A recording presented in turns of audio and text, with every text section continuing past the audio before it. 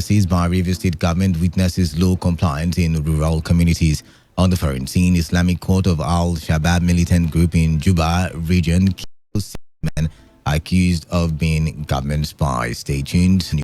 News in details. The Director General of the Nigeria Center for Disease Control (NCDC), Chikoye Kwezu, has said there is a possibility every state in Nigeria will have its share of the COVID-19 pandemic. NCDC boss said this in a live television program monitored from Port Harcourt.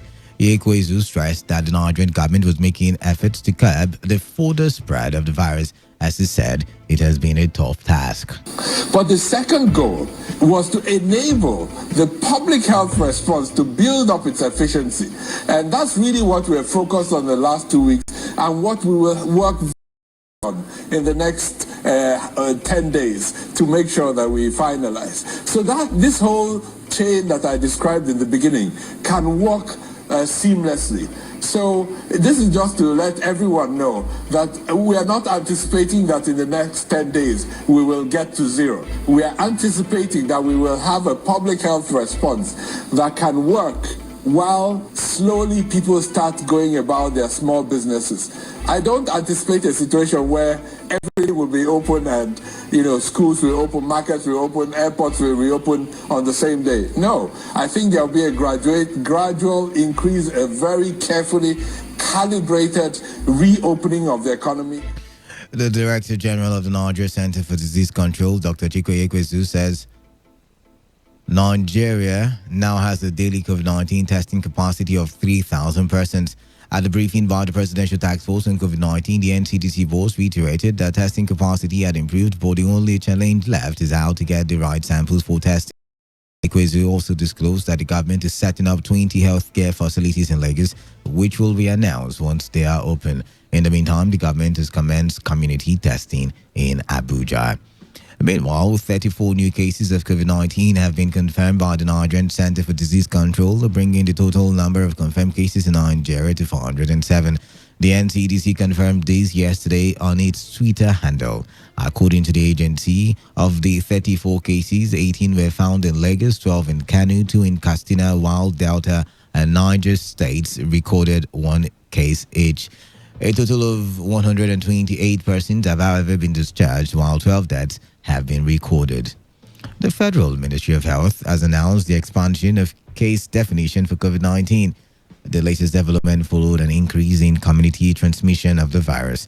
The Minister of Health, Dr. Osage Anire, who made the announcement during the briefing of the Presidential Task Force on COVID-19 in Abuja, said the test now covers anyone who has fever and other symptoms of respiratory infection without any known cause. The case definition and testing criteria have been expanded to include not only contact of confirmed COVID-19 cases with fever and respiratory tract symptoms, but also all persons with fever and respiratory tract symptoms of unknown cause. The imminent advent of community transmission marks an evolution of our initial strictly containment strategy. Risk communication to the public and coordination with state-level COVID-19 response preparedness groups are going to be scaled up. There's also an increased drive to detect cases more rapidly, especially in hotspot communities. All persons fitting the case definition are advised to first of all wear a mask of any type, isolate themselves from friends and family while they call National Emergency Number 112. The National Human Rights Commission has said it was worried that within the initial lockdown period, security agents across the country extrajudicially killed more Nigerians than the dreaded COVID-19. Executive Secretary of the Commission, Tony Ojukwu, in a statement declared that while COVID-19 only led to the death of about 11 people in the country, a total of 18 persons were illegally executed by law enforcement agents while enforcing the lockdown regulations.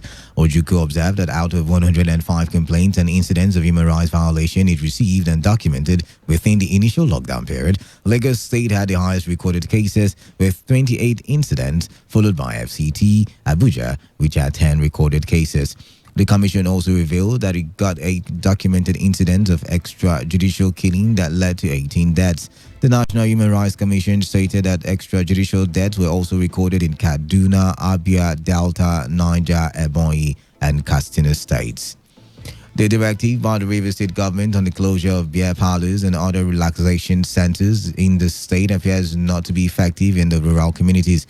This was the observation of our correspondent who monitored the compliance level in Ogba, Egbama, Ndani, Outer East and West, as well as Abua, Odwa local government areas of the state.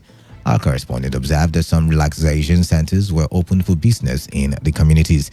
Some inhabitants of the communities who spoke to our correspondent, however, expressed concerns over the hardship caused by the government directive. Respondents also criticized the method deployed in the sharing of the palliatives brought by the government and also called for the review of the stay-at-home directive. A non-governmental organization, Green Nigeria Foundation Project, has commenced distribution of food items donated by the Minister of Transportation, Rotimi Amechi, friends and associates to Rivers people. Our correspondent Uchendu Ojowo reports that the group was at Ogba Egbema Ndani or Abua Odwa, Outer East and West, where the palliatives were given out to individuals from the communities.